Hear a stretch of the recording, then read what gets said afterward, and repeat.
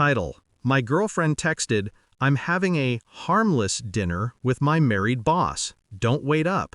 I replied, "Have fun." Then I accidentally forwarded the flirtatious texts between them to his wife with the message, "Is this your husband?" She texted me at 7:42 p.m. "I'm having a harmless dinner with my married boss. Don't wait up." I read it 3 times, not because I didn't understand, but because of how comfortable she sounded saying it. Harmless, like I was supposed to believe that word made it better. I replied, "Have fun." Then I put my phone face down, took a long breath, and smiled. Because it wasn't surprise I felt, it was confirmation. We'd been together 3 years. I thought I knew her. Emily had that kind of laugh that made strangers look up. She drew warmth out of people like sunlight through a magnifying glass, bright, beautiful, and burning if you got too close. She called me steady, said I kept her grounded. I thought that was love. Turns out, it was just utility. I was the quiet one she came home to when her fireworks dimmed. The one who paid rent on time, cooked dinners, remembered anniversaries. The kind of man women cheat on when they get bored. I started noticing things 2 months ago, a change in her perfume, something sharper, unfamiliar. Late meetings, lingering smiles at her phone. When I'd ask, she'd say, "You're imagining things." So I stopped asking. Instead, I started watching. She worked in marketing. Her boss, Richard, was one of those men who never stopped smiling. Married, kids, nice car, too nice. I met him once at a company dinner. He shook my hand too firmly, his eyes lingering on Emily a second too long. I filed that away. 2 weeks later, I borrowed her iPad to check a recipe. She forgot her messages synced across devices. That's how I found them. Text after text. The tone changed slowly, from professional to playful to something else. "Lunch was nice," she wrote. "We shouldn't, but it's hard not to." He sent her a photo of a wine glass, captioned, "Thinking of you." I stared at that line for a long time. Thinking of you. I wasn't angry then, not yet. I just sat there, studying every word. The spelling, the timing, the rhythm of their affair. Every detail. Because if there's one thing I've learned, it's this: emotion is a weapon best used cold. I didn't confront her. I just began preparing. A new folder on my laptop, password protected, screenshots, timestamps, copies of messages.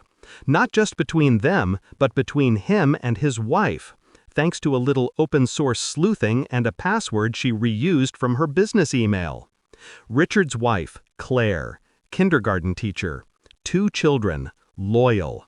I could tell from her posts, homemade lunches, family trips, birthday videos. She didn't deserve this either.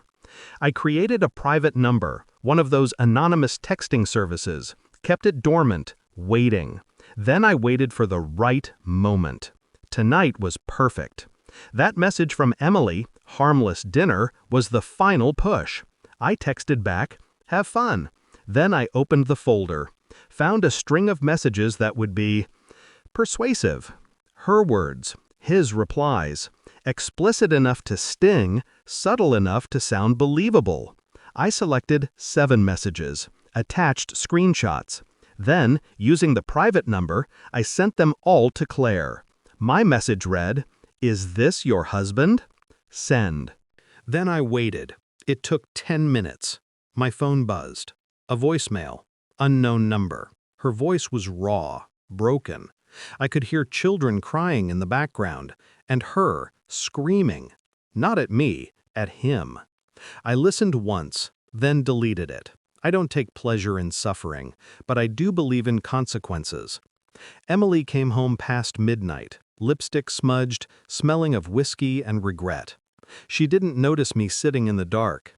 "Hey," she said softly, like she was testing the air. I looked up from my chair. "How was dinner?" She froze, just long enough to confirm everything I already knew. "It was fine," she said, her voice cracked. "Why are you sitting in the dark?" I shrugged. "Thinking." "About what?" "Patterns," I said. "How predictable people are when they lie." Her eyes flickered, a tiny, involuntary twitch. That was the moment she realized something was wrong. Then her phone buzzed. She looked down, and all the blood drained from her face. I saw her thumb tremble as she opened the message. Probably Claire's reply. Whatever it was, it must have been brutal. She dropped her phone, looked at me, terrified. "What did you do?" I stood up, calm, steady, the way I always was. "I told the truth," I said. The days that followed played out like a quiet storm. Richard's wife filed for separation. His company launched an internal investigation. Word spread fast. HR loves scandals. By Friday, he was on leave. Emily tried to apologize, said it just happened, that it didn't mean anything. The classics. I let her talk until she ran out of lies. Then I handed her an envelope, her things, her key, and a photo of us at a lake, the one she said she loved. "Keep it," I told her, "a reminder." She cried, said I was being cruel. Maybe, but I wasn't the one who made cruelty necessary. It's been a month now. The apartment's quieter, cleaner, I sleep better. Sometimes I still think about that night, the message, the voicemail, the silence afterward. People say revenge doesn't heal. Maybe they're right, but it does something better. It restores balance. She wanted freedom, he wanted thrill. They both got exactly what they chased. And me? I got clarity. So when people ask if I regret it, I tell them the truth. No. Because when she said, "Don't wait up," I realized she wasn't coming home the same person. And when I said, "Have fun," I meant it. I really, truly did.